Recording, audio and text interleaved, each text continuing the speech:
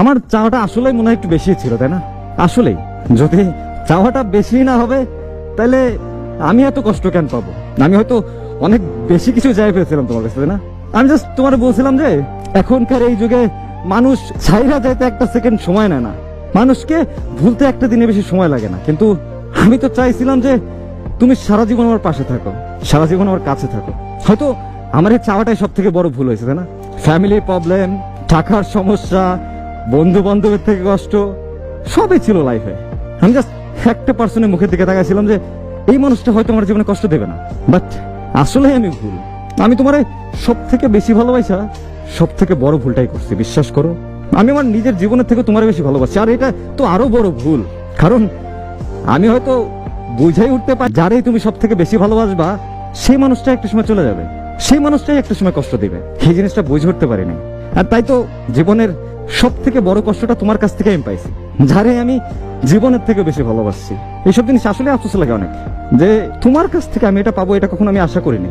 আমি কখনো অন্তত ভাবি নাই যে তুমি আমার মাঝপথে রেখে চলে যাবা। আমার থেকে অন্য কাউকে তোমার ভালো লাগবে, আমার থেকে অন্য কারো টাকা পয়সা তোমার কাছে আমার থেকেও বেশি মূল্যবান মনে হয়ে যাবে। আমি এটা কখনোই ভাবিনি। আমি, বিশ্বাস করো, আমি সবসময় একটা জিনিস ভাবতাম যে তুমি অন্তত 8-10টা মেয়ের মতো না, তুমি হয়তো একটু অন্যরকম, একটু হলেও তুমি অন্যরকম। কিন্তু আসলে আমি ভুল ছিলাম।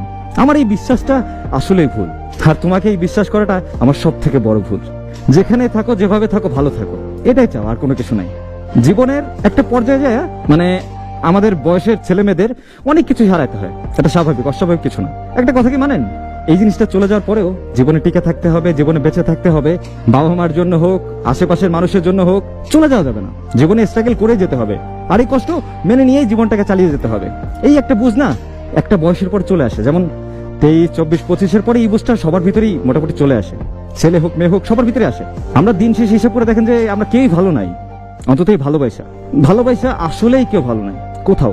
হয়তো খুব কম মানুষই আছে ভালো, ভালোবাসা খুব কম মানুষ, খুব কম। কিন্তু ওই কম মানুষের সংখ্যার ভিতরে আমাদের নামটা যোগ হলো না, এটা আমাদের কপাল, তাছাড়া কিছু নাই। আর সামনের মানুষটাকে যে ভালোবাসছি এই ভুল ডিসিশনের জন্য, এটাই জাস্ট, আর কিছু না। তবুও আমরা এই পেন থেকে না সহজে বের হতে পারি না। বাট একটা সময় জিনিসটা অভ্যাস হয়ে যায়, কষ্টগুলো নিতে নিতে একটা সময় মনে হয় যে এটা আমার শরীরের সাথে জড়িত, এটা বাইরে কিছুই না, এটা স্বাভাবিক। ততক্ষণ পর্যন্ত একটু পেন লাগে, কষ্ট লাগে। ভালোবাসার মানুষকে হারাই ফেলার আফসোস সারা জীবনেও শেষ হয় না। আর প্রচন্ড পরিমাণে ভালোবাসা মানুষগুলো আসলে শেষ অব্দি পাশে থাকতে পারে না, কোনো না কোনো ওয়েতে সে চলে যাবে। ভাইকে বলতেছি, মন খারাপ করা কিছুই নেই, যেহেতু বয়সটাই এখন বুঝে নেওয়ার, বুঝে নিতে শিখুন, জীবনটা সুন্দর।